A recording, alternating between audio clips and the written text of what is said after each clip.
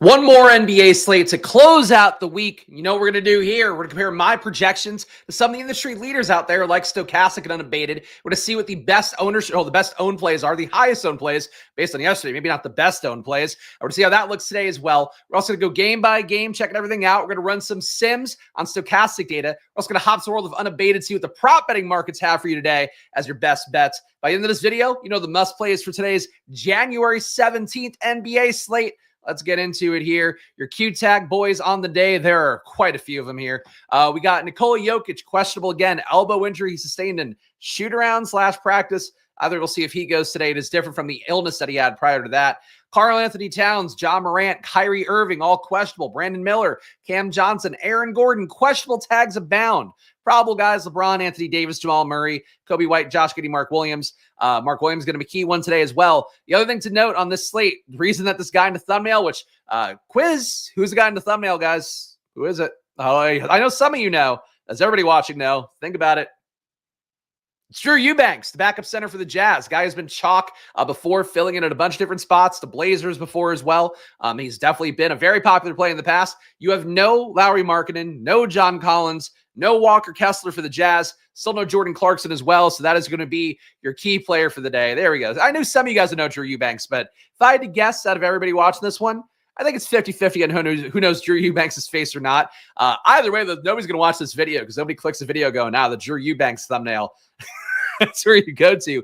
But he's probably one of the most important players on the slate. Another one, though, if we're going to sort by projection, and my projections over here, be Nikola Jokic. I'm at 65.2 fantasy points. Stokastic's Jokic is 61.9. Jokic has been the case on many slates lately.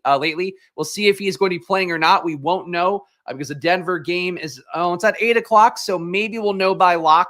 But really the big thing with Jokic, he looks like the best play on many slates. I always have him to be my highest projected guy whenever he's on a slate for the most part. That said, you lose some flexibility here for Jokic. If you were to have to swap him, you have Giannis going at the same time against Toronto at 8 p.m. You have an 8:30 game with SGA.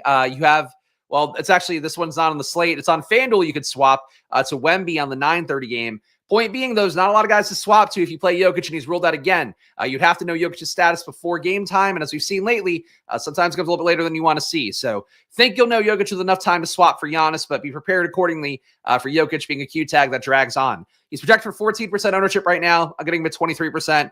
Again, I would love to get more than the field of him. I'm sure I will, but I'm also prepared for the idea of him ruining some lineups if I don't get there and I don't swap in time, if he were to get ruled out again. Copy say you had no idea. There you go. I mean, look, you don't have to know everybody's faces here. Drew Eubanks, I would say most NBA fans, especially the casual ones out there, just want to see guys be dramatic on social media. They don't know Drew Eubanks, but look, I think this is a show. When you put Drew Eubanks in a thumbnail, that's making a true digging your heels in about, hey, this is a guy that matters specifically for this very niche brand of content we're doing today, when regular NBA fans probably don't care. Giannis Antetokounmpo, I'm at 58.7. Stokastic has been at 58.2. He is very chalky for the field today, 29% ownership. I'm getting him in 32% of my lineups. I guess 33 if you want to round up. No issue with Giannis here. If you're not getting Jokic, you get Giannis. That looks fine to me. SGA, a guy that today I have higher projected than Stokastic, which does not happen very often. 35.6 fantasy points for him. You have the thing with Jalen Williams that we saw yesterday. Jalen Williams, obviously a tremendous failure as chalk that spot going against Cleveland. The big thing, and the reason why that failed, and we should talk about that a little bit too, was one thing we talked about in the stream is that they went small ball there. What I didn't anticipate for OKC going against Cleveland was they went small ball not out of desperation. They went small ball to put Cleveland on their toes. They know how they got abused last time out by Mobley and Jared Allen. So basically they went small, went 5 wide out there, had a bunch of guys behind the key, took Jalen Williams out because he didn't make his threes initially. And I think they would have been willing to play him if he had some shots outside. He could have kind of served the same purpose, but he got taken out. When they went small ball, SGA was going nuts. Like he was taking every possession. Obviously, as we talked about yesterday as well, they came in a little bit motivated to get some revenge on Cleveland after they kind of embarrassed them that marquee spot a couple weeks ago. But SGA back-to-back for him. I think the projection's a little bit high. The ownership's also a little bit high. But I'm getting him, and I'm getting him in 43% of my lineup. So SGA would certainly benefit if they went small, though we know how DFS works. We talk about a lot here every day. When you have the major chalk failing Jalen Williams yesterday, today maybe they play him a little bit more in a spot where they're going against Dallas. And you could certainly go small ball here, try to stay away from Daniel Gafford butchering you like you could do, I guess. But I think they're going to have Jalen Williams probably play more close to his normal expectation of minutes, where you have a guy like Hartenstein generally playing about 30. I would hope you get back to that today. And if you do get that back and he does play decently, that probably pulls down SGA a little bit here. But SGA, third of the field playing him. I would certainly play Jokic over Giannis and SGA if you're going to get him this low owned, just because of the Q tag. The matchup for Denver as well. Not think we're really worried about going to Miami at this point. Total's not great for Denver, though. With that total, I mean, there are favorites that does feel like Jokic plays in Miami. The point being, if Jokic's just going to be lower owned than these guys, I would still take the shot on him. Jokic got you good the other night. Had to leave over 3K on the table. Yeah, I mean, look, that's what happened to me. I had to go swap straight to LaMelo Ball in a couple lineups. I certainly get it. And we got some Buenos Dias. Yes, of course. We got some Aloha, some Buenos Diases. Appreciate all you guys being here. Victor Wembanyama, FanDuel slate, AD FanDuel slate. I don't really care that much, but they're up here. Karl-Anthony Towns, questionable right now. Wrote him up for DK Network today with the unabated data talking about the projections change. Ton of EV. If you get Towns out today, you can hop fast on the over on PRAs for Mikal Bridges, over on PRAs for Josh Hart. Actually, the entire Knicks team. Like, the over is going to look really favorable in terms of EV. If you get Towns rolled out, and you can pick up those lines quickly. But Towns right now, if he does play, good spot facing his former team in Minnesota. Today he's facing them in the Knicks home stadium in MSG, home arena. I could have just said the Garden. It would have been native to me as a New Yorker. Point being, though, for Towns, if he does play, I'm at 15%. Compared to the field's 8. If he doesn't play, more Hart, some Achua, some Sims maybe. A lot more Brunson. That's sort of where you're going to play it today if you get Towns out. Jason Tatum, I don't know why he projects this well for me today. I got to be honest. It's a matchup with Orlando. Doesn't feel that great. But 9,900, 50.3 fantasy points for me compared to 47.8 for Stokastic. Doesn't really matter in my lineup, so I didn't really dig in much deeper, but I have 8% of my top 150. Stokastic has him at 4. LaMelo Ball, 28% for the field. I'm only getting him at 3. Hard for me to get LaMelo where he needs to go with how well I have Mark Williams projected. And I think that's probably part of why LaMelo is so high for Stokastic here at a 54.4 projection. I'm at 48.6. The usage is great for LaMelo, but Bridges is taking more usage lately. Brandon Miller is still taking a good amount of usage. If he doesn't play today, that would open things up a little bit. And Mark Williams is just a beast, putting up 20% usage, 20% rebound rate, 20% assist rate. Does a little bit of everything. I think that hurts LaMelo's prospects a little bit. So I am very high on Mark Williams. You can see here getting 58% of him. Very low on LaMelo, getting 3% of him. And that's your top projected players for me right now. The Mark Williams stand is a pretty big one. I have him really high projection-wise compared to the field. Field's already going to be playing about, 16% is what they have it now. Wouldn't shock me if Mark Williams are played by a quarter of the field, and I have him higher projected, so I will get even more. And I will say right away, I think Gafford's a good play today. No Derek Lively again. The matchup's a little bit tougher going against OKC. If I were going to lock 2 centers on the slate, I would probably lock Mark Williams, and I would lock Drew Eubanks would be the 2. Your top value right now, Drew Eubanks, tremendous value to me. I'm at a 33 fantasy point projection, so Stokastic has him at 27. If he's at 27, he sells 6x value. It's like a very important play. They have him at 25.5 minutes. I've been being very productive in those 25.5 minutes. I think Eubanks going against New Orleans is a perfect spot for him. They're not going to have Yves Missy. Certainly they could go smaller, but Eubanks is actually pretty good playing small ball 5 as well, because he can actually get out, defend at the top of the key and stuff like that. I like Eubanks a lot when he gets fantasy production or fantasy minutes, court time, because it's always been about a fantasy point per minute guy. And when you have no Kessler, you have no Collins, you have no Markkanen, it's a lot of opportunity to go around for a big guy. So Eubanks to me is a big value here. 71% in my top 150 lineups. Stokastic has him at 28. What about Oscar, whose last name I don't know how to say? He would kind of be the equivalent. Oscar Shibwe, something like that. He's been a good rebounder in a small sample size, about a 20% rebound rate. He would kind of be the equivalent, though, I think, on this slate of playing, what's the dude's name? Brandon something from the Thunder yesterday. The scrawny white guy who was out there. Brandon Carlson. You're playing a guy who probably can be productive in a certain amount of minutes. But what's more likely is if they don't play Drew Eubanks, they're just probably not playing a big man. I think Utah is more likely to play a big man the entire game than not. But that said, I don't think that Oscar, whatever his last name is actually that good of a play overall. He's just totally a game theory play that you can go to if you want to fade Eubanks. But Eubanks doesn't look that chalky for the field. 28% out of guy 4,100, who I think is a smash play. I like Eubanks a lot more than this minutes run out that Stokastic has.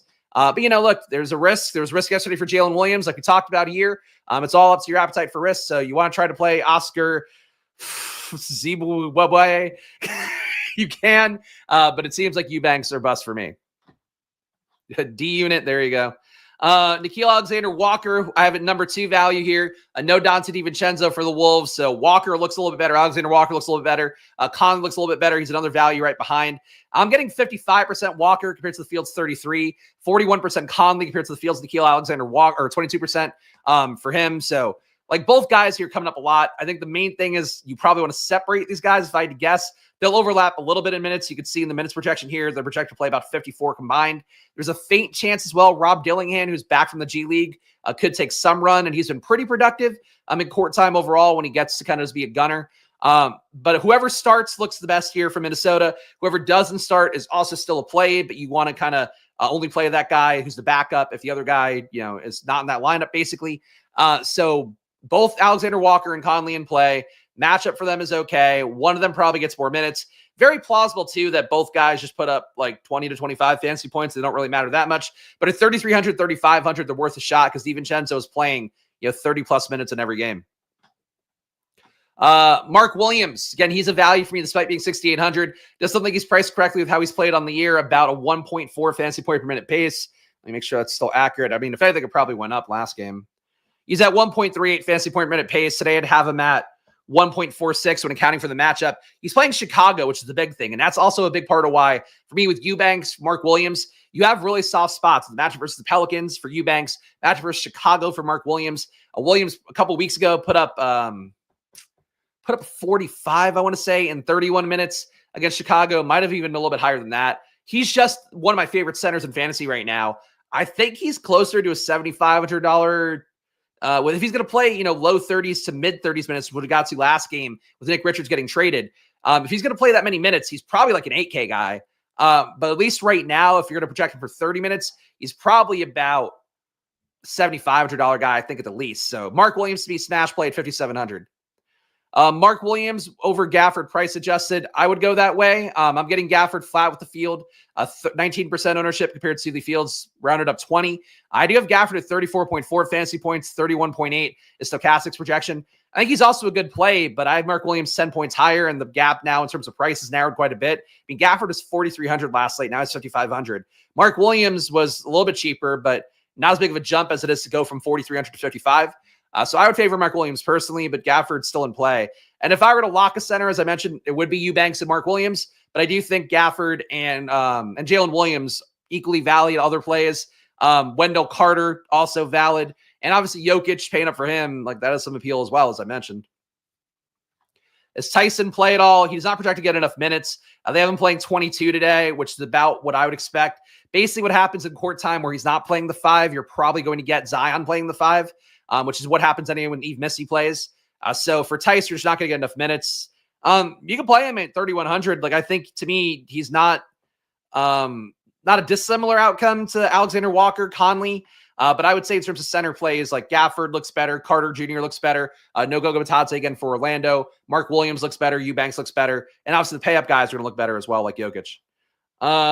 Who else to note here? Wendell Carter, Field's going to play about 27%. He's at 4,300, projected to play 29.2 minutes. I think he projects well enough. He just really hasn't been that great with the other centers out for Orlando. So you could certainly play Wendell Carter. The matchup going against Boston is not really your ideal spot for it. But 27% for the field, I'm getting at 5. Just getting a lot more Mark Williams, a lot more Eubanks, obviously. I personally would take Eubanks over Wendell Carter a lot more. Especially if they're going to be owned basically flat. I think Eubanks to me should be like the field should have him 50%. They're going to have him at 28, it looks like. Carter to me should be like 20%. I just don't think they're the same play.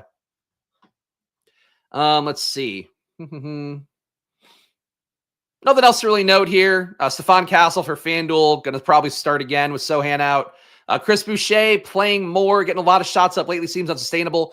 Keontae George, I'll highlight briefly. We have Sexton back in today, which is not great for Keontae George overall, but you're still missing Clarkson. You're still missing Markkanen now. You're missing also Walker Kessler. So Keontae George has a lot of opportunity, and he's going to get up a good amount of shots. I think the ceiling's a little bit lower. Same for Sensabaugh as well, who I do like on the slate. I'm getting a good amount of Keontae George, over 50%, getting Sensabaugh, 39%. I like those guys for the Jazz. I just wish Sexton weren't playing. Sensabaugh, I mentioned on the deeper dive yesterday with Josh Engelman, and I've said it on stream before. I love Sensabaugh, man. When you get to like real tank season and it's like Keontae George and Sensabaugh playing, or even Sensabaugh and Keontae George is sitting because he's now like a vet, Play sensible, man. He is silky smooth out there. They don't start him, which is the one shitty part. But if he were to start and get like a good amount of run, he puts up like 1.1, 1.2 fantasy points a minute. And it's all like good usage, getting assists, like getting the occasional rebound. He's not like a rim crashing guy, but it's not stocks that are a little bit, more finicky to hit. Sensible I like on the slate enough, but in the future, I will like him even more. Let's do a real fast game by game here. You saw the value, you saw the top projected players. And guys, if you get value out of this video, please do show some love. Hit the subscribe button, hit the like button. They all go a long way for me here. I'm just one dude running an NFL channel, an NBA channel. I do the best I can. I prepare a lot every single day here. I'm jumping from shit to shit all day long. But that is my goal here, is to give you guys a real read on what data looks like for a slate, what the tools look like, some of the best stuff out there. And of course, some of those tools, Underdog, the tool of gambling, is available on Underdog. $1,000 of bonus cash. Today, there are dog balls going on if you want to check that out for a chance to go to San Diego, win some money. 15% off on Stokastic. Link in the description for them. Of course, all their data, all their tools, they're all 15% off. Unabated, $30 off. Promo code SPLASH. Link in the description for all of that. You can check all the affiliate stuff down below. They're all linked, and they all support the show directly, so please do check them out. Orlando, 99.5 implied points. Boston, 114. Wendell Carter, the big chalk for the field. The guy that I'm getting the most, though, is Cole Anthony. A decent play for me here at 32.9 fantasy points compared to 31. I think Banchero looks okay. Banchero's going to get a minutes increase, probably still playing shy of 30, but he's been a rate beast so far this year when you don't have Suggs, you don't have Wagner on the court. I have Banchero's rates today. So without those guys, he has played only 200 possessions, so not enough to get where you want to go. About 550 possessions, generally the mark where the rates start to stabilize a little bit more. But he's had without Wagner, I guess really both Wagners, but Franz the main one. Without Wagner, without Suggs this year, 45% usage, 31% assist rate, 1.5 fantasy points a minute. He has basically been like your at least SGA tier kind of play, Cade Cunningham tier kind of play, if not Giannis tier kind of play. That's what he's been without those guys. So if they somehow stay in this game with Boston, I think it's because Banchero had a pretty good day here, even if he is only playing 28, 29 minutes. At 8,700, you can take the shot a little bit. But again, 3% is all I got in my top 150. Wendell Carter, I'm low on. I just would take Drew Eubanks $200 cheaper, a lot more, especially if the ownership's going to be flat between the two. I favor Eubanks. But really, like if I have a 70% stand on Eubanks, I should probably knock that down a little bit. If you're playing DFS the right way, you want to balance out Eubanks and Carter because they're kind of similar plays today. I think Eubanks is in a better spot going against the Pelicans. Jonathan Isaac getting more minutes lately. He's your backup center, basically. 10% ownership for me in my top 150. Feels at 7. Not really a big stand there. And that's it for Orlando. Tatum, again, I projected pretty highly today. He'll be kind of going a little bit under the radar in terms of the pay-up options. He's 9,900. Spot versus Orlando, people don't like to go to, but it's not really the same Orlando right now. The team total for Boston, not that bad either at 114. That's not great either. I think Tatum having an upside spot today at 9,900, finally being under 10K, I think looks okay for him. Everybody else on Boston, appropriately priced. Nobody grades out nearly as well to me as Tatum. And Tatum, I think, in terms of the numbers, at least for the per 100 numbers for this year, he's taken a leap forward. I mean, that's not like a big stand here, but I think people are down on Tatum sometimes. I know I see some of the old Barstool bloggers who I follow talking about, Tatum needs to shoot the ball more. People in the Boston area think he needs to get the ball more. He's getting the ball so much. He's really efficient doing it. You could take more usage on theoretically, but you're paying Jaylen Brown. You're paying Porzingis. Even Derek White and Drew Holiday barely get shots up. And they could probably stand to get more. But Tatum, for what he is with his role right now, is the best version of himself. So you want to get more than the field's 4%. I'm getting double it. You don't have to do a whole lot to get there. Minnesota, 106.8 implied points going into the Garden, the real Garden in New York, 112.3 implied points for the Knicks. A lot of Minnesota ownership. When you open up about 30 minutes and change for Don DiVincenzo, that's going to happen. Minnesota here, normally a team that does constrict rotation a little bit more. I'm not buying Rob Dillingham getting 17 minutes as a result. I think it's more likely they consolidate minutes between Alexander Walker and Conley a little bit more. Dillingham getting in the mix. He does produce well enough. You want a 3K guy to take a shot at. Maybe this game gets away from Minnesota somehow, or they blow out the Knicks. Dillingham could certainly be a part of that in terms of getting more court run as a result. But Dillingham been okay on the year at 0.8 fantasy points a minute. I ended at 0.85 today with all the vacated production that DiVincenzo leaves behind. A lot of Alexander Walker, a lot of Conley. I don't love these plays as much as it looks like. If you were to look at these guys here, you would think that I view them the same way as a Drew Eubanks on the slate, and I don't. And I'm really gonna die on a hill of Drew Eubanks today. But really, I think Conley and Alexander Walker, they're going to be out there getting minutes. They might spike an upside here, but in reality, it's not a high total spot. You have Ant there. You have Randall there. Both guys are getting more usage. You still have Gobert doing whatever he does. Like, you have enough guys who are regularly part of the rotation that I don't know you get a huge upside for Conley and Alexander Walker, but they're too cheap for the opportunity they have with DiVincenzo out. So that's really the main thing here. They're going to come up a lot. I think they're better cash game plays functionally. But, they're good enough. Let's see. There's like a Stokastic thread now. Good market. Same marketing I always do, but I'm glad people are here. I appreciate seeing more people. We've always had overlap the regulars, though. It's just, there's only some people watching NBA content a given day. But I do appreciate all you Stokastic people to come over. Of course, Deeper Dive coming up at 5 p.m. I'm not on it, but it's Josh Eggelman and DK. So check those guys out. They do a great job when I'm not there. As good of a job as when I am there? I don't know. Probably not. But that's no, of course. I'm sure it's just as good. Karl Anthony Towns, 15, though I don't watch it when I'm not there. That's a trade-off. 15% ownership for Towns for me compared to the field's 8%. It's really my only stand here. If Towns is out, I'll get Brunson a lot more. I will get Hart more. I'll get Bridges more. I'll get Anunoby more. I'll probably get some Achua, 4,300, not bad. Jericho Sims, I never really get anyway, but he'd probably pick up the start here again. So New York would look a lot better if Towns is out. If Towns is in, though, revenge spot, whatever, it's fine. Charlotte, 116 implied points. Chicago, 120.5 implied points. Really big exposure for LaMelo Ball. I think for me, what we're running into with LaMelo, we've seen this happen a lot on slates lately, and I'll give the same spiel I always do here. It's a great match for Chicago, pace-up spot. Hornets should be gaining about 5 possessions in this game, as you can see from the pace stats on there. That said, sometimes guys are just priced up enough here where it's really not as big of a benefit to play Chicago as it looks like. And in particular, if they're not rebounding well, which LaMelo isn't doing anymore, only a 9% rebound rate for him on the year, you're not really gaining as much against Chicago as people think. That said, he's the highest usage guy in a team playing Chicago in a high total game. So, you can go to LaMelo, but I don't think the ownership is actually that good for him. If Miller were to play at shooting guard small forward, 2% owned, I think he's worth taking a tournament shot on because you're going to get leverage on Ball and Bridges. Both of them look okay, but they're really being owned more for the matchup and the team total than they are their actual projection. I mean, again, you can still play these guys here, and you hope you get an outcome like Anthony Edwards did the other day versus Washington. But you also saw in that game where there were so many T-Wolves projected well because they were playing Washington, and in reality, only one of them hit, and it was Anthony Edwards. That could be the same thing here for Charlotte, but it's a little bit of a different situation because, LaMelo and Bridges so chalky here, and, I think they can hit, but I don't think it's a guarantee they hit like the ownership is kind of saying. Mark Williams, I don't know if it's a guarantee that he hits. He's just a monster, though. I love Mark Williams. He's really, if I'm going to list some of my favorite players for the year, Mark Williams is one of them. Jokic is another one. Just guys I get in a lot of slates. Every time I watch them, I'm like, wow, this is a lot of fun. Bryce Sensabaugh will be another one.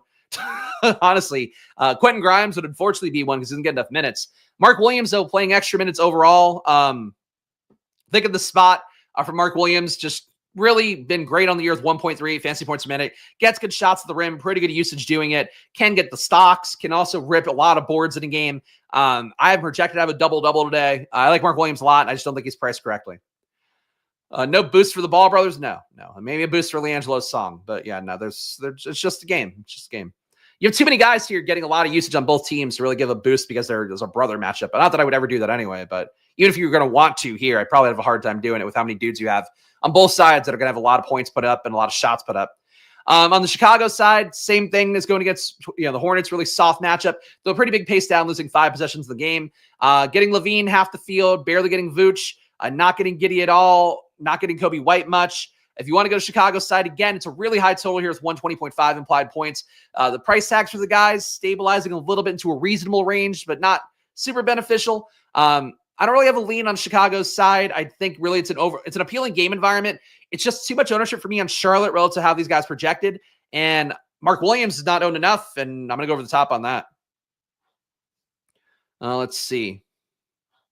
Anyone see the dumbass saying top and start? My source is never wrong. I did see that. And I'll tell you again, whenever people are wrong, they never come back. Unfortunately, the people who do get something wrong, especially when I dunk on you and I go, no, you're wrong, and they do come back, they get all the respect in the world. But I'll tell you what, we've now had within the last few weeks, 3-4 people of guys who've been dead wrong about something, and then they just fritter away. They probably watched, but they just don't hop in a chat and take their lumps. Take your lumps. If you're going to be wrong, I take my lumps when I'm wrong. I had to lose money on Jalen Williams yesterday, just like everybody else.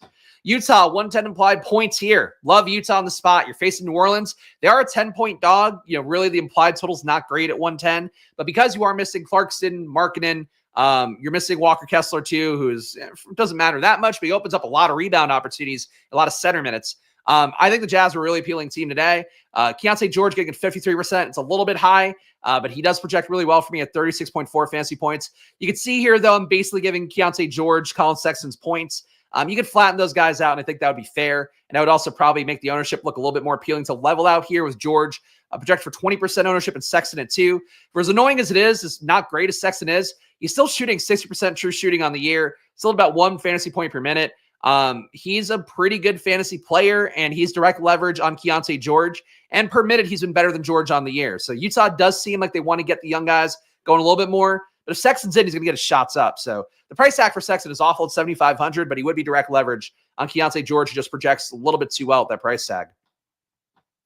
Collier, not quite as good when you have Sexton in. If you were not going to have Sexton in, Collier would get starting minutes. As it is, he'll be kind of that third guard, which could work out okay, but he's not a high enough usage guy like a Jordan Clarkson, where he's going to come in and produce really well. Only 16% usage on the year, and he's been shooting terribly. At a certain point, I think Collier will be a good fantasy player, but it would kind of need to be a game where like Sexton's out, Clarkson's out, George is out, and you get kind of Collier doing whatever he wants. If you get marketing out, even better too. But I think we're not there right now at 4,900.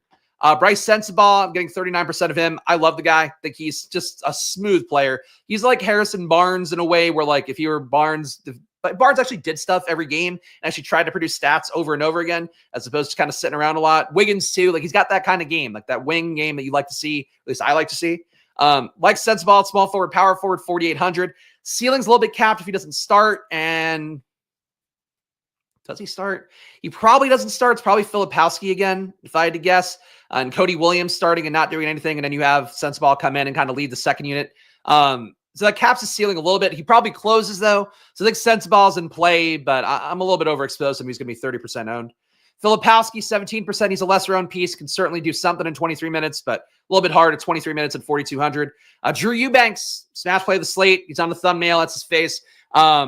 Just a lot of tournaments to go around. Oscar Shibwe, not a guy to me that I would go to my way to get at 0.91 fantasy points per minute, but he is your direct leverage as well. I'll probably play a little bit of Oscar because I'm going to have so much Eubanks, but Eubanks to me, if you didn't have Wendell Carter at the exact same price tag or you get $200 more, I would say Eubanks is an absolute lock play. As it is right now, he's the best guy at that price tag, and I think probably better than Gafford.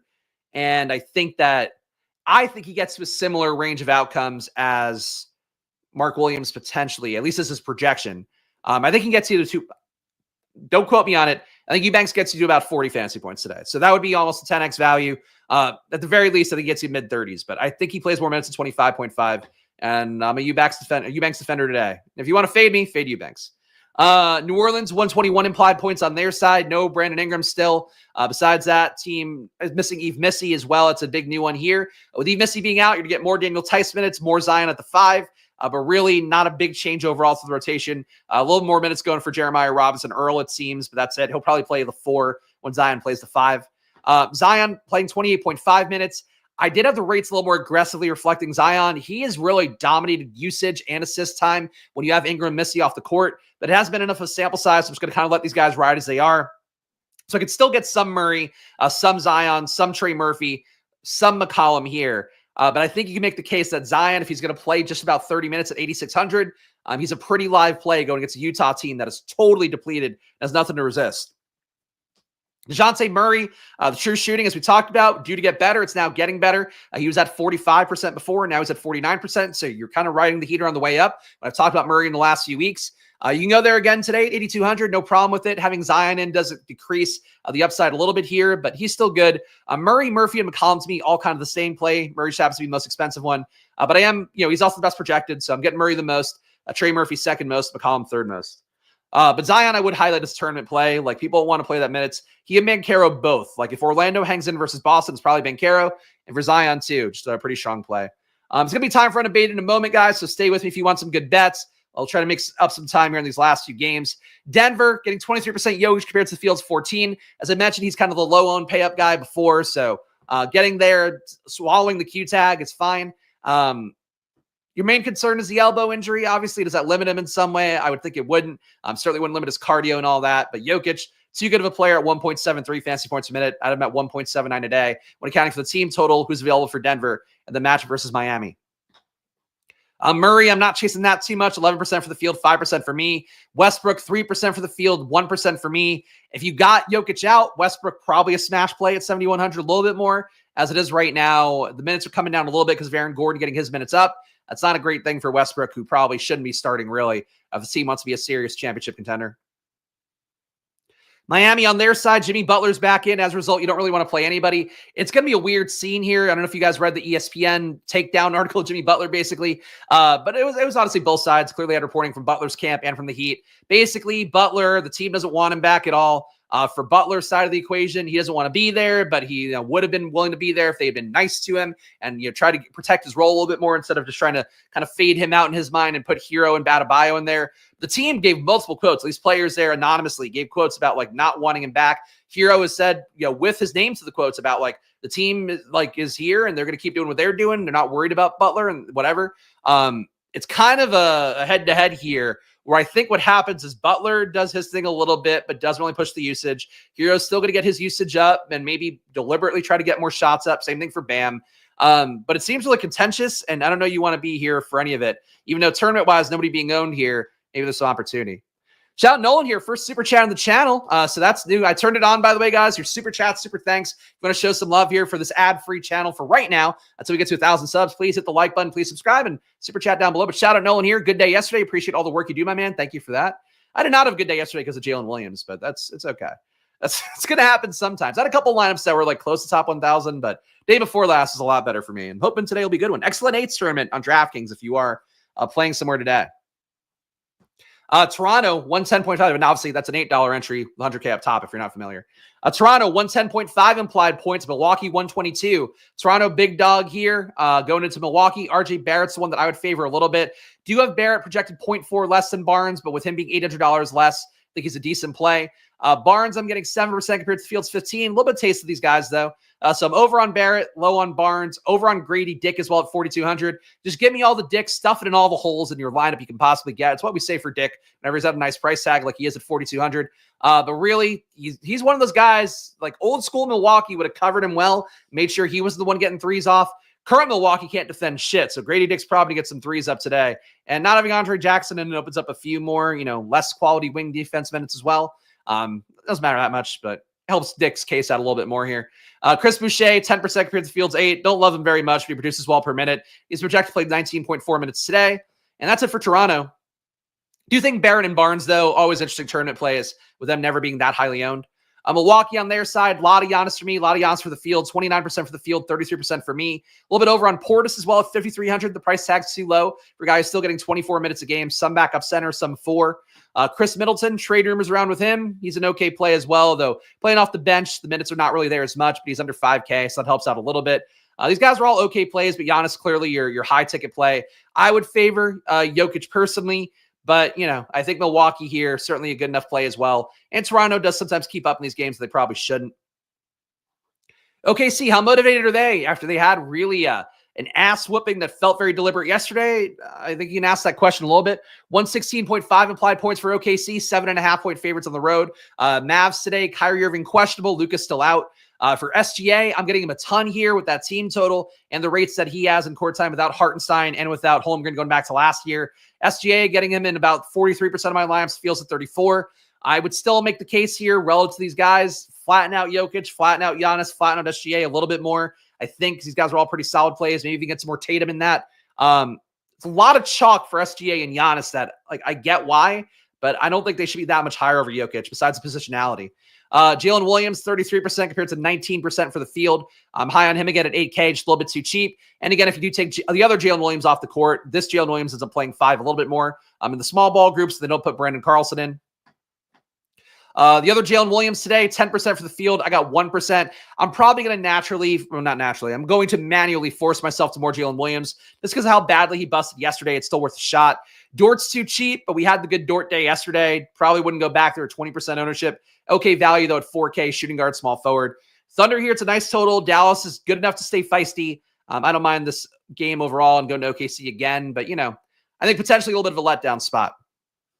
Dallas, 109 implied points. Daniel Gafford, the only big play here, 19.3% for me, 19.7% for the field. If Irving were out, I'd probably get a little bit more Grimes, probably a little more Marshall, probably a little more well, maybe a little bit of Dinwiddie in the first place. But as it is right now, if Irving is in, he kind of depletes everybody here. The team is now built price-wise around the concept of him not being there. Gafford, you run the risk of him getting played off the court, like we saw yesterday for the Cleveland Bigs. If they spread out 5 wide there, or if Dallas just falls behind, Maxi Kleber probably comes in at center and is just there to kind of stretch the floor, knock down the occasional 3. So Gafford, I think, comes with more risk today than he did in that last match versus the Pelicans. But still, he can get there. He was a monster, putting up 50 fantasy points versus the Pelicans. If OKC comes in lazy, and frankly, Jalen Williams is not really the kind of guy built to do the rugged shit against Gafford that you need to do. It could be good for Gafford, could be good for Jalen Williams to get more time out there. But Gafford, too, like, you run the chance of getting played off the court if you do see OKC put up enough points. Memphis 120.8. This is on the FanDuel only slate, so I'll just skim through it here if you want to see projections. John Morant's questionable right now. I don't know what the deal's with him. He plays a ton of minutes. He's questionable again. He and Towns both. San Antonio looks pretty okay overall with no Sohan, but, you know, that doesn't matter for the DK main slate. Brooklyn, a mess right now. I don't know you play anybody here if everybody's going to be active and going. And the Lakers on their side, AD and LeBron look good. Reeves looks okay. Basically the same as usual. All right, time for Unabated, guys. We're a little bit behind schedule here. Fortunately, the data came out a little bit later than usual, so that knocked me late. But guys, hit the subscribe button, hit the like button, and now let's take a trip to the world of Unabated and learn about their conditional NBA projections starting right now. Oh, you got those experts on there, and these are not the experts you'd see on Playboy TV back in the day if you had a legal pay-per-view. That's a really specific reference. I did not need to open with. Dynamic projections coming up as well. Get guys in, rule them out. Zion, if he's playing today, you can mark him in. What a treat. Real-time NBA news. You don't have to go on Twitter. You don't have to go on Blue Sky with all those dirty libs. You can just go on Discord and get the alerts. You know what we're going to get here. You know what they're going to click. That graphs button. Look at the graphs. Real-time ROI, sims, rebounds, all of it. And here's the point distribution of how many rebounds that particular player got there. What a treat. Graph. Expert Game Day live streams. I don't know if they're doing one today. Don't watch it if they are, but watch it after the fact. After the stream ends. You'll be counting your money with your dirty hands. Let's go to Unabated. Hopefully they don't make me log back in. We'll see. All right. Your points bets right now, simming in real time here. Of course, Unabated, what they do. Sim things out 10,000 times using a standard deviation off of their conditional NBA projections. That's what we're getting on screen here. You can see all the Q-Tag guys. I am leaving them all on the sidelines for this one. Oh, it's not loading now. Probably because I'm doing another activity at once here. Basically, all the Q-Tag guys, though, not in the pool. So those teams won't be showing on the screen right now. And let's see what we have from all the players where there aren't questionable tags that might affect the team. Oh, and now they're logging me out. Why wouldn't they? You got to log me out as soon as I get it to load and get my EVs aligned and I can read the bets. You got to make me suffer. I feel like a lot of the content I do, especially with the playoff best ball and stuff like that, it just exists to see me lightly suffer. So now you get to see me lightly suffer here. Let's try to do this shit again. All right. Pulling in the lines, simming them out one more time. You know, Libs on X. Well, they're all going to Blue Sky now. D'Angelo Russell, a true revenge game. I mean, today it's a FanDuel game, so I don't really care. It is technically, but like it's really a revenge game. You care mostly about it when it's a guy who is leading the backcourt. He is one of those guys. The Nets are so crowded right now, though, in terms of like the guys they have getting rotational minutes that I honestly don't even think it matters that much. But if you want to take a share of D'Angelo Russell on FanDuel today, I would get it. I know that would make him like your point of contention on the slate where he's going to make or break you, but take some shots. All right. The skit made my okay. I'll take it. Well, Wendell Carter, your top bet right now for EV on points. 22.2% EV for Wendell Carter at 11.5 points. You get that minus 112 odds on FanDuel Sportsbook. Still looking good on DK Sportsbook too, under 10.5 points. A plus 100 odds on DK at 14.5% EV. So fade Wendell Carter today under 11.5 points on DK and FanDuel Sportsbook for plus EV bets. Sam Hauser, 16.4% EV on under 5.5 points. That one's available at minus 125 odds on DK Sportsbook. That gets you 16.4% EV for Sam Hauser under 5.5 points. Jalen Williams, not the one with a Y, the other one, J-Dub, Jalen Williams, 11.6% EV for him on FanDuel, over 20.5 points at minus 106 odds, 11.2% EV on over 19.5 on DK, but Jalen Williams looks the best on FanDuel Sportsbook, over 20.5 points. Giannis Antetokounmpo, over 28.5 points, 10.4% EV at minus 112 odds on FanDuel Sportsbook, a little bit less on your pick'em sites, but still playable for Giannis, over 28.5 points on your PrizePicks and Underdog pick'ems. Jaylen Brown, under 21.5 points, 9.3% EV, good to go on PrizePicks and Underdog. A little bit less good on FanDuel and DK, but you can play it on FanDuel. Jaylen Brown under 20.5 points, plus 100 odds there, gets you 8.7% EV. Anthony Black, over 9.5 points for him, plus 106 odds, 9.3% EV. Boston certainly could smoke Orlando here, get Black a few more minutes, but he's projected to play 27 no matter what with Suggs out. So Anthony Black on FanDuel, over 9.5 points, plus 106 odds. And last but not least, for points, you got Julius Randle under 20.5 points. Revenge game coming into MSG for Julius Randle. Minus 115 odds on FanDuel Sportsbook. It's 8.7% EV. And you can bet it on PrizePicks on Underdog if you want. 7.5% EV for Randle, under 20.5 points on there. Honestly, though, Randle, I don't know how much usage you can get with Ant out there. Randle is a spiteful bitch. And he would be, if ever, and again, revenge narratives, I think, are hit and miss. But you can really see him maybe coming to the table a little bit more for this game because he didn't want to leave New York. I don't think he's happy in Minnesota. Daniel Tice over 5 rebounds. Going to get some more minutes today playing probably the starting center, but not playing full starter run in a matchup versus Utah. Tice, 20.2% EV for over 5 rebounds. Going to go on PrizePicks. Looks like that got taken down everywhere else, though. Harrison Barnes under 4.5 rebounds. Going to go at minus 145 odds on DK Sportsbook. That gets you 15.8% EV, and you can't get it on your pick'em sites. And FanDuel, you probably don't want it. Cody Williams under 3.5 rebounds. The Jazz's Cody Williams, who sucks so bad, man. Now that I'm watching Jazz games in the regular, now that they're in garbage time mode, maybe tank mode a little bit early. Cody Williams is awful, man. He just sucks so bad. He's just out there. Look, he's lanky. He looks like a basketball player. Besides that, he sucks. 14.8% EV, under 3.5 rebounds for him on PrizePicks. Gets you a lot of EV there. Cody Williams, you could also fade on DK Sportsbook and FanDuel. Under 3.5 rebounds, look good on both. How would I feel about Jimmy Butler props? I'd probably take the under if I could, but who knows? Zach LaVine, under 5 rebounds for him. Gets you the usual minus 118 odds on PrizePicks, but it gets you 14% EV on PrizePicks. Zach LaVine under 5 rebounds. Take that one on your PrizePicks card if you can. Jalen Williams with a Y, over 5.5 rebounds, projected for 21.5 minutes today. He could certainly get more if they just decide to play big. It's up to OKC how they want to play, and we'll see what they decide to do here. We got over 5.5 rebounds for Jalen Williams today, minus 114 odds on FanDuel Sportsbook, and that's the Jalen with a Y. We got Drew Eubanks over 8 rebounds today. Again, one of my favorite plays in the day. Still only projected for 25.5 minutes by Unabated as well. 8.7% EV for Drew Eubanks on PrizePicks. Probably not enough on your sports books. And Colin Sexton under 3.5 rebounds. Going to play a lot of minutes today with no Clarkson out there, and certainly a need for more scoring with marketing out as well. But still not a good rebounder anyway, so it doesn't matter. 8.1% EV for Colin Sexton on PrizePicks. Not good anywhere else. Assists coming up next. Then we'll do a DFS lineup sim after PRAs, guys, so stay tuned. You just want to see what Stokastic's DFS sim has for you today.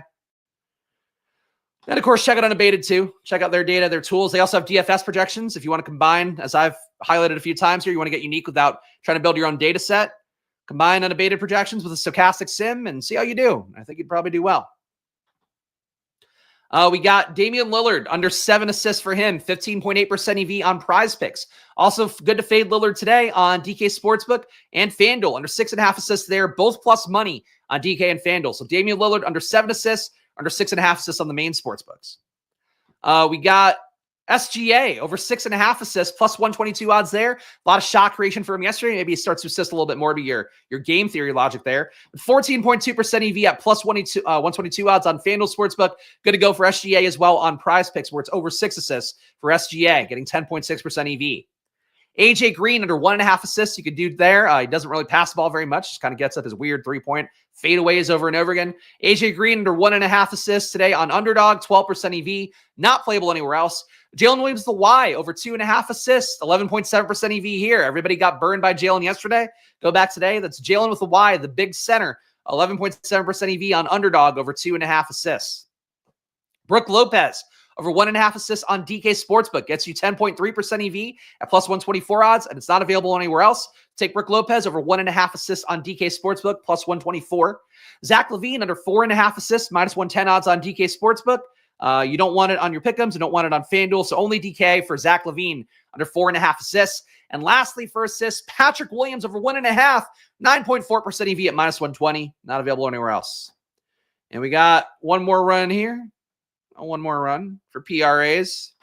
Then we'll do our DFS sim. And we'll get the fuck out of here. And I'll be done until Sunday at 9 a.m. Back for the final takes video for NFL. Come back for that on the other channel. All right. One last simmy sim. Sip of water for this one.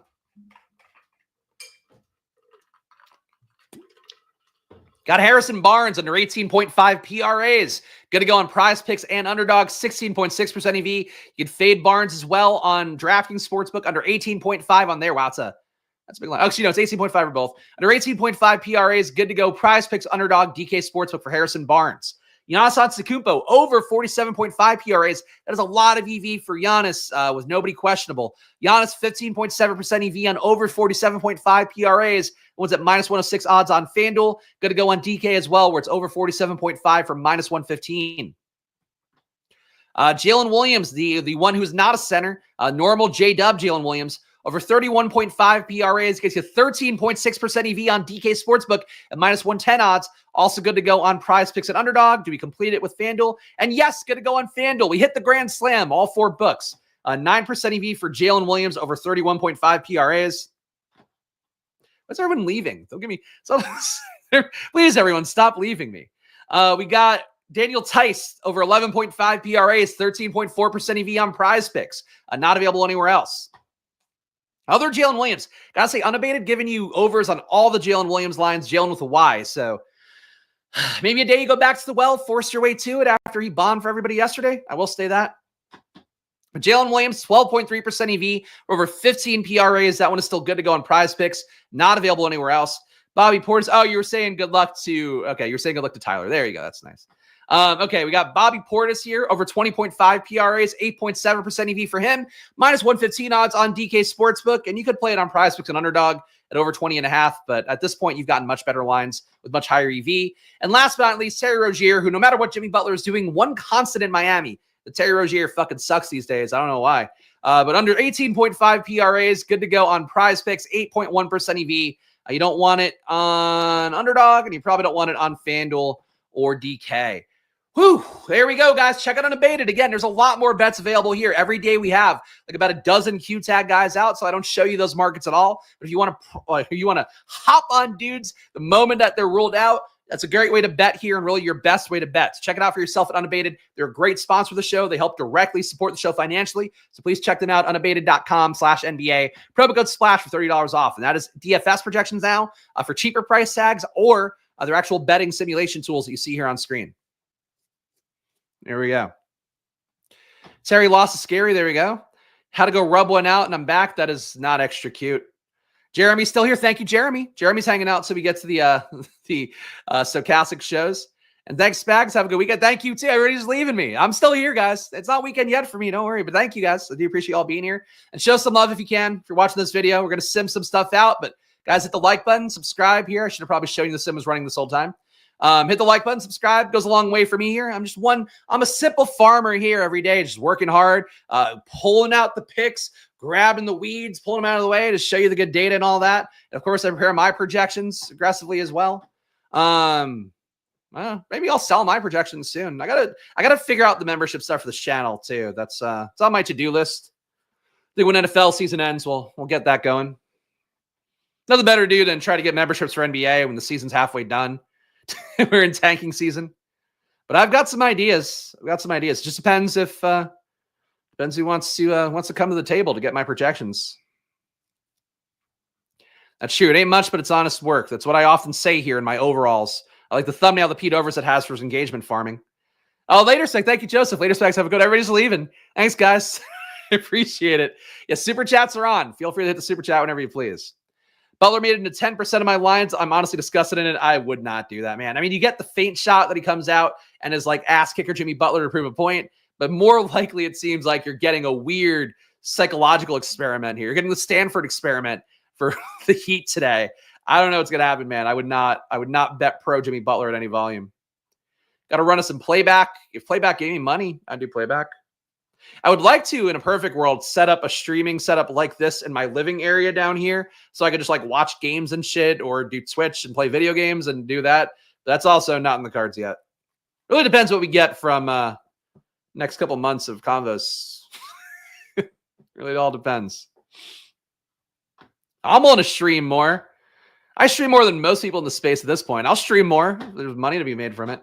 Your top ROI lineups, we got Keontae George, Kason Wallace, Isaiah Joe is number one according to Stokastic. And I didn't give my usual caveat here. My projection's not involved here. You saw my sim exposure based on my projections. Now you're seeing just Stokastic data and what their users are going to see and play today. So keep that in mind. Obviously, the projections will also update throughout the course of the next few hours. Keontae George, Kason Wallace, Isaiah Joe, Giannis, Drew Eubanks popping in here, my boy. SGA, Bobby Portis, Daniel Gafford. Number two, Keontae George, Nickeil Alexander-Walker, Chris Middleton, Kyle Filipowski there. So getting some theoretical leverage on Drew Eubanks, a little bit iffy. Nikola Jokic, SGA again here. So two. All right. So this one was Jokic and SGA. The other one, you're not paying up quite that much. You are doing Giannis at SGA there. Man. So stars and scrubs are what the sim's giving you. Dort and Gafford also in this lineup. LaMelo Ball, Jamal Murray, Nickeil Alexander-Walker again. Naz Reid, Drew Eubanks again. Kason Wallace, Kyle Filipowski again. Nikola Jokic again. So you're getting another two pay-up options, LaMelo and Jokic in this one. Number four, you have Keontae George, Jamal Murray, Isaiah Joe, Bobby Portis, Mark Williams, SGA, Miles Bridges, Drew Eubanks. So you're not getting two pay-up options here. Still SGA, though. SGA projects really well today, and that I don't know why he's so much higher than usual. Last but not least, we got Keontae George, Chris Middleton, Nickeil Alexander-Walker, Bobby Portis, Nikola Jokic again, LaMelo Ball again, Kyle Filipowski again, and Jalen Williams here is Retribution Day coming up. Look, I mean, a little bit less Eubanks than I would have thought. I am much more Team Eubanks. Still in a couple of the lineups here, but that's that.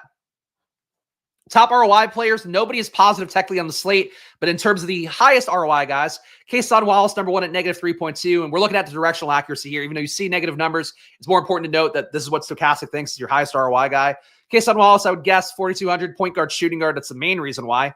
Mark Williams, negative 4.2% ROI, even though he is a chalkier player, even though he's a higher dollar player. Stokastic seems to think he's got a positive or, one of the better ROIs in the slate, not a positive ROI technically. Bobby Portis at number three. He's a little bit too cheap at 5,300. Potential spot where Toronto could get dusted here, I guess. But good minutes for Portis. That's really the main thing at that price tag. Drew Eubanks, number four, negative 6.4% ROI. And Chris Middleton, number five, at negative 6.5%. Playing off the bench, but shooting guard small forward at 4,900. And he has been pretty productive per minute. We'll see how the trade rumor stuff affects him a little bit because apparently could go to Miami and part of probably a three-way trade there. Toronto is also willing to be a way station as part of the Butler deal as well. Apparently Milwaukee as well not backing off of Jimmy Butler. So, for Middleton, it does matter a little bit. Okay. Top exposed players in the 150 highest ROI lineups for Stokastic. You got 57% exposure for SGA compared to 36% for the field. So big leverage there. SGA, followed by Nickeil Alexander-Walker, 55% exposure for him compared to 34%. So a really big pro Nickeil Alexander-Walker stand. And where are they at with Conley?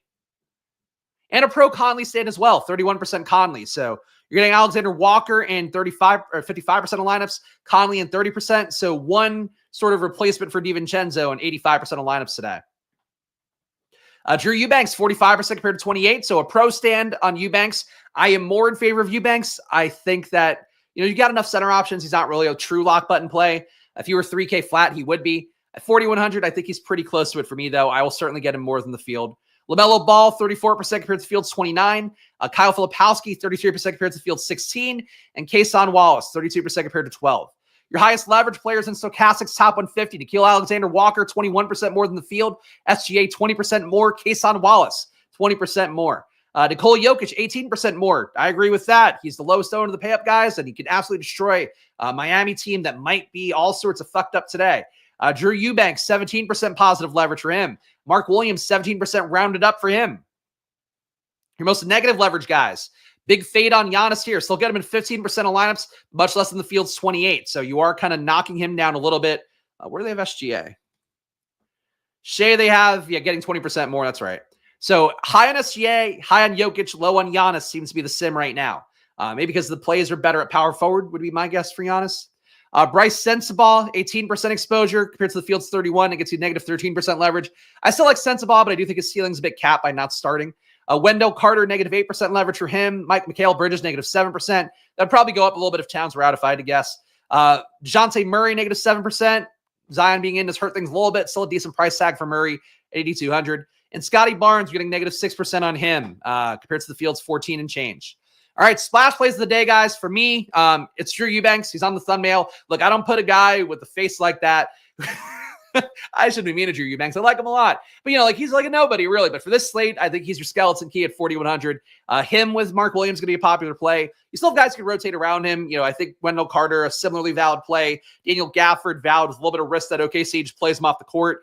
But still, those guys were all valid today. And Jokic, if you're going to pay up, looks great as well. But I think that to me, Eubanks is the one I'll get above the field the most. And I'm not going to allow myself to get distracted here because the matchup against the Pelicans is too good for Eubanks to be out there as a rim protector trying to stop Zion theoretically from doing what he can do.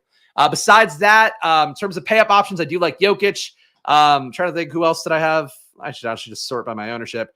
I don't have a real stand on Alexander Walker and Conley besides the fact I got one of those guys in basically all my lineups. So I guess that's that. Keontae George, I'm in favor of. Sensabaugh, still in favor of. Mark Williams, hugely in favor of. So I think that's it. The center ones, at the very least, that's going to be my center pool today. So I hope that helps, guys. If it did help today, and if you got any value out of this, even if it's just what's a fade on the slate, I guess, please subscribe down below. Hit the like button. It goes a long way for me here, trying to get to our first 1,000 subs after launching this channel 1 week into the NBA season. The growth's been good. It's got to keep going, guys. So please help us out, trying to hit 1,000 subs for the All-Star break. And only you can prevent forest fires, and only you can help me get to 1,000 subs for All-Star break. Sponsors, Underdog, $1,000 in bonus cash. Stokastic, 15% off. Great data and tools on there. Unabated, great data and tools. I'll say it again. If you got the money, spend $200 getting Stokastic Sim and Unabated projections. Put them together, and you'll probably build some really unique lineups that are still sim-friendly and going to be well projected as well with data that people are not using enough on DFS slates. But gamble responsibly, guys, even though it is always money time here. Follow me at Chris Spags. Follow the show at Splash Play Pod. Of course, is the NFL channel here at Splash Play NBA. And I'll be back on Monday at 4 p.m. for more. I'll be in the Discord as well over the weekend, too. So if you guys have stuff, let me know. But enjoy your weekends, guys. Back Sunday at 9 a.m. on the NFL channel on at Splash Place. I'll see you then. Enjoy your days. Good luck. Have a good weekend. Bye-bye.